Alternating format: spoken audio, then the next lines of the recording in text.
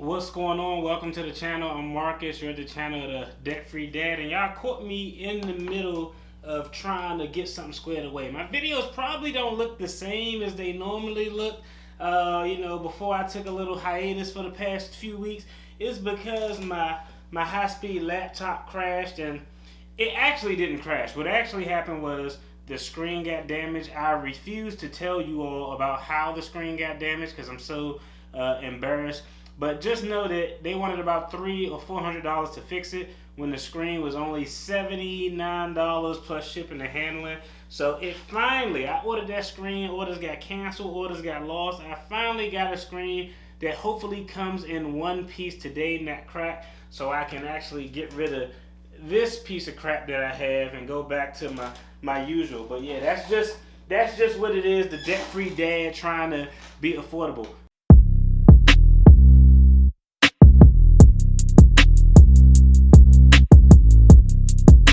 In today's video, we're going to talk about 10 personal finance lessons that I've learned that changed my life and that will also change your life. As always, hey, I'm a licensed attorney, but I'm not your attorney, so this isn't legal or financial advice. I'm just giving y'all my opinion on financial takes and keeping it 100, letting y'all know what's going on in the household of the debt-free dad. Lesson number one that I've learned that actually has, changed my outlook and my life as it relates to finances is that income is not everything. I don't know how many times y'all seen me discuss it or chop it up on this channel. Some of your other favorite finance YouTubers out there have talked about it. It doesn't matter how much you make. Income is important. Yes. Can income change your situation? Yes.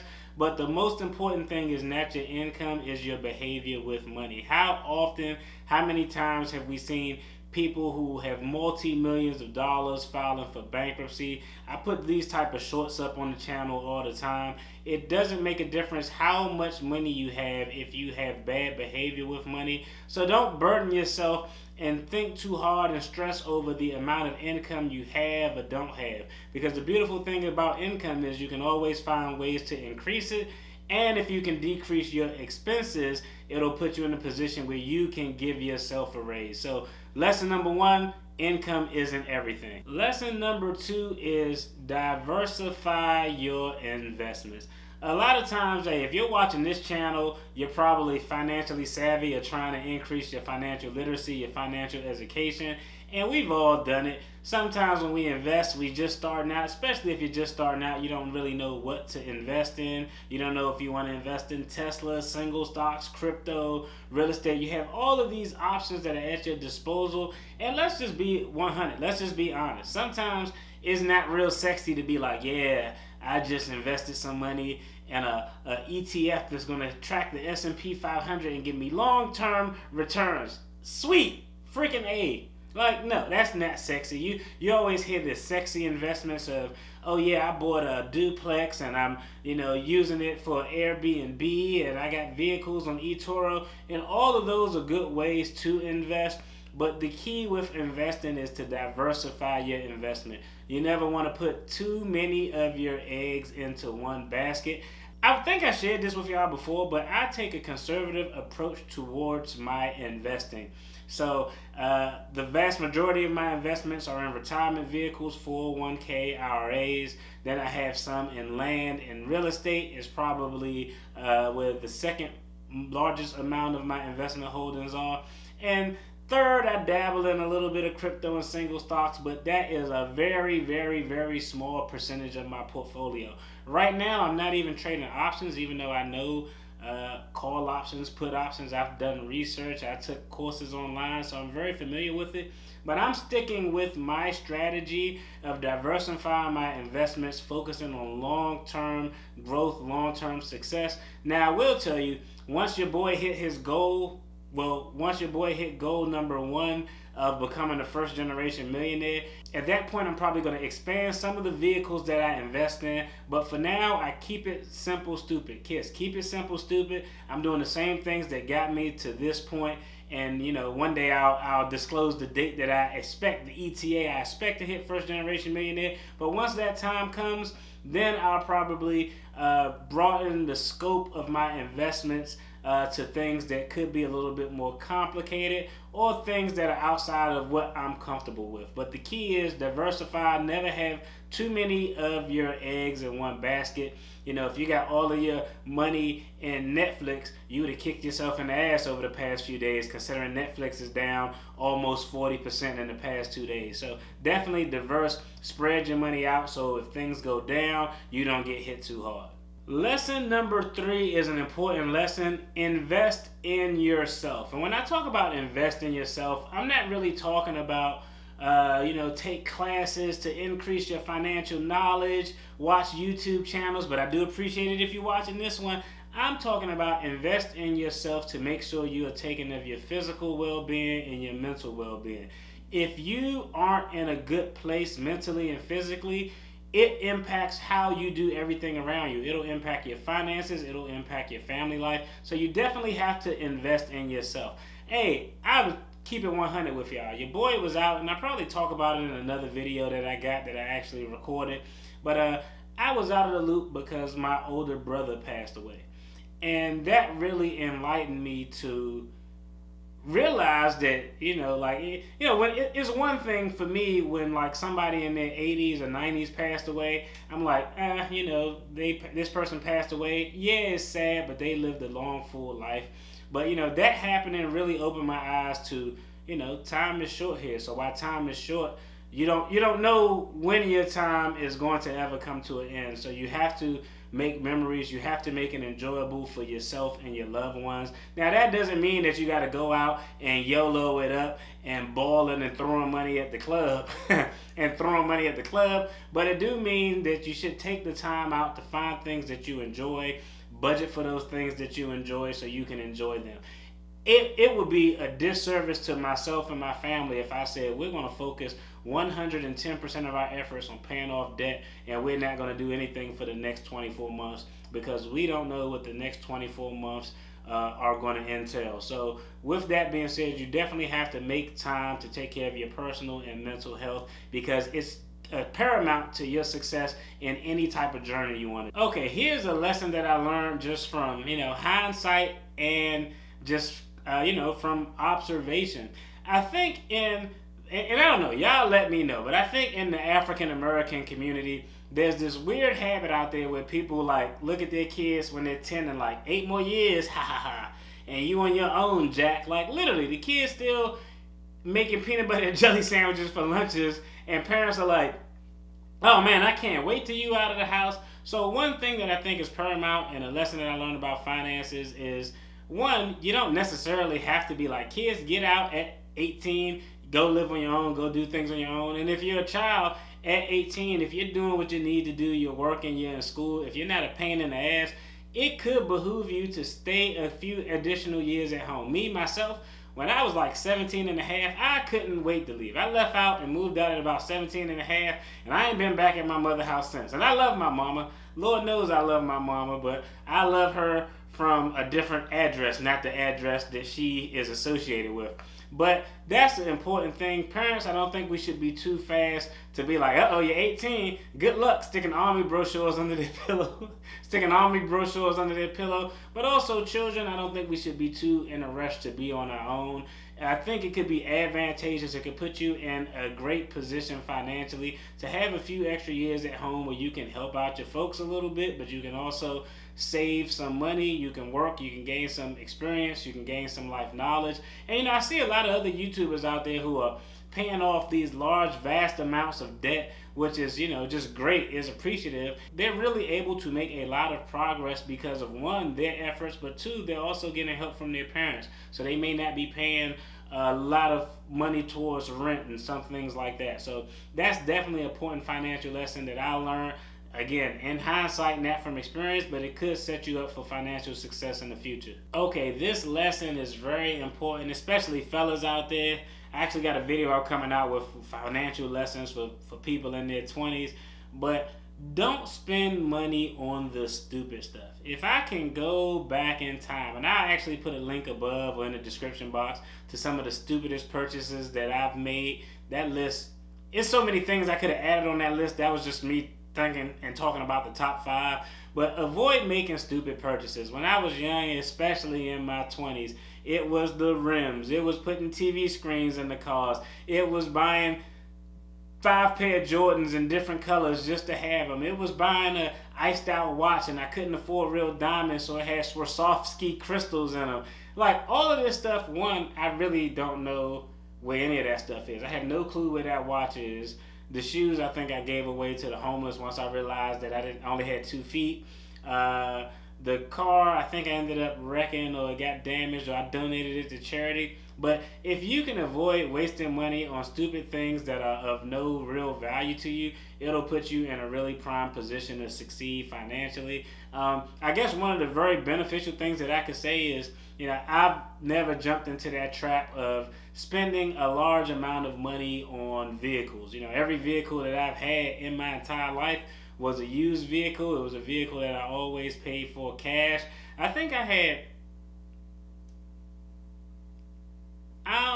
in my total life, I think I made payments on vehicles for maybe 3.5 years. Like, I'm very adamant about, I like nice cars, but I really don't give a damn as long as I can get to point A to point B. But if you can find a way to avoid wasting money on things that you purchase just to, make your status amongst your friends who probably aren't doing anything look good, definitely avoid those. Let's just think about it. Like, you get rims. Rims are on the outside of your car. Like, if you're in your car driving it, you can't even see the rims. That goes to show you that rims on a vehicle aren't made for you to enjoy. They're made for other people to look at to say, man, wow, that looks nice. So if you could try to avoid unnecessary purchases and have a little bit of discipline, a little bit of sacrifice. Some trips you can't go on. My general rule is if we haven't talked about it in advance and I didn't set it up in a budget, it's not getting done. So that's kind of the general rule. Avoid unnecessary purchases. That will be a big help to you in your personal finances in the long run. Okay, next up on the list, and I think this is an important one, track your progress early. Track your financial progress early. I'll tell you, I never calculated my net worth. I never thought about my net worth till I was maybe 28 or 29 years old. Keep in mind, by this time, I had a little bit of investments. I had a property, I had vehicles, I had life insurance policies. I had all this stuff out there in this spectrum, and I had zero clue what my net worth was. So if you're early, if you're just now graduating, you're getting your first job, or you're in college and you're working, or you graduated college and you got your first job, start tracking those things that are important very early on. That includes your budget, what you have coming in, what expenses you have going out, and also tracking your net worth. Now, you don't have to do it. Some people do it every quarter, every month. I don't do that. I typically track mine maybe every 4 months. Most times I do it twice a month. I need to know where it's at in the beginning of the year. I need to know where it's at in the end of the year. I'll put a link to my last net worth video above where I was able to increase our family's net worth by about 42, 43%, somewhere in that range. But you have to track things early. If you get into the habit of doing that early, it'll be a good habit that'll develop and it'll help your personal financial success in the long run. Track what's coming in, track what's going out, and track your net worth. If you can do those things starting in your 20s, starting as a teenager, you'll be on the road to success. Another lesson that I think is paramount to financial success, we're going to put this in the top 10 as well, is I talked earlier about, self-help, making sure you take care of yourself. This time we're going to talk about educating yourself financially. Again, I didn't really start educating myself financially until I was maybe 24 or 25. I knew a little bit, but I didn't really know. I didn't take the time to read. So this is the information age. You have everything you need right here at your fingertips. There's books, there's YouTube videos out there where people are talking about finances. People are giving the blueprint. People are showing what they're doing, how they change their situation. So definitely try to read at least 2 books related to finances every year. If it's not 2 books, try to absorb and take in some content related to finances each year. If you know a little bit about something, it prevents you from being hassled. It prevents you from being hustled. I actually did a live TikTok video the other day, and I talked about should you hire a financial advisor. Now let's just put this into context. If you go to hire a financial advisor and you know absolutely nothing, have zero understanding about finances, any damn thing that person say is going to sound amazing to you because you aren't familiar with the terms. You don't understand the basic fundamental concepts. So definitely educate yourself in the space that you want to be successful in. If you want to be successful in relationships, you should read and study information and facts and books related to relationships. If you want to be successful in finances, if you want to be successful in basketball, you got to put yourself into those positions where you can absorb information to help you succeed in the areas you want to succeed in. Okay, next up is one that's I think is a little bit harder for people as they're younger, because when you're younger, I'll say is kind of keep the grass cut. And what I mean by keep the grass cut is that everybody in your circle, everybody who you are around is not meant to be around you for the rest of your life. So you have to get to a point in your life where you're good with identifying and knowing when you need to cut certain people off, when you need to cut off certain relationships, when you need to cut off certain activities because they are no longer beneficial to you. I'll tell you, when I was coming up, some of my closest friends from the sandbox in high school, those are friends that I kind of wanted to keep close because I was like, oh, those are my folks, those are my peoples from around the way, and I love them. I got love and I got respect for them. Those are my homies. When I'm around the way, I chop it up with them. But sometimes your life takes you on a different trajectory, and you necessarily can't take everyone on that same ride. Some people you can take on the ride with you, some people you can't. People are like seasons in our life. They're there for a reason. They're there for short periods of time. So you have to be good at identifying and understand when you need to cut off relationships that aren't beneficial for you, or activities. Like I'll tell you one activity that I used to love. I used to love watching reality TV, and that decent reality TV. I'm talking about like trashy reality TV, like Flavor of Love and Love and Hip Hop Atlanta. Man, I used to love watching that stuff. After a while, it was making my head hurt after watching it. So I was like, I can't watch this crap no more, because it just was a waste of my time sitting in front of the TV for a couple of hours every week watching some nonsense and drama when I had enough stuff going on in my life. I don't need to absorb nobody else's. So you definitely have to understand when there's a time to change your circle. Some people can come along for the journey, some people can't, but you have to have some deference, and that comes from experience and wisdom. But definitely knowing when you should transition your circle will be beneficial in your personal development, but also the development of your personal finances. You have to celebrate your victories. No one else is going to celebrate your victories. No one else is going to have the foresight to see the things you want to accomplish like you. And I'm keeping it a buck with you. I'm talking about your mother, your father, your spouse. Not all the time are the people you love the most and the closest to you are going to see the vision you have. So you have to celebrate your own success. You have to define your own wins and your own victories. You can't live your life according to another person's standard of what a victory is or what a success is in the area. So when you come up with a plan, especially for your finances, or if it's anything you want to do in life, you have to be in a position where you can celebrate those small victories that are going to get you to your ultimate goal. Because at the end of the day, you are the one who have to drive the ship to get to the destination you want to get to. You're going to have some people who are going to, help you along with navigation, who may provide some fuel for you to get to where you need to go. But at the end of the day, it's your responsibility to get where you want to be and get where you need to be. So as you make progress, you have to celebrate the victories. You have to look back and enjoy the ride. And it's funny because I actually, talked about this in another video, and it was funny, some of the comments, but we have to enjoy the process. And I know that's difficult because the process sometimes sucks ass, because the process is not fun. The process of getting out of debt, the process of building a business, the process of making your family relationship stronger, it's not fun. It requires a lot of work on your end. It may require work on other people's end. It requires a lot of time, a lot of sacrifice. And it's not like a dispensary machine. Whatever you put into a project doesn't necessarily always yield what you want. You have to just keep putting in, and it's just like an investment.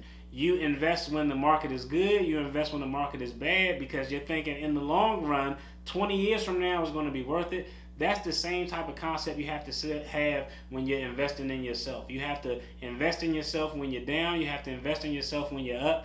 And you have to understand that, hey, it's up to me to celebrate these victories that I'm identifying, because I define my wins as losses. That's it. I just wanted to, just talk about some of the things that I think were paramount that I learned with regard to personal finances and life in general. As always, hey, I appreciate y'all tuning in. If y'all like this video, take a look at this video on the screen. Y'all be blessed. Have a good one. Peace.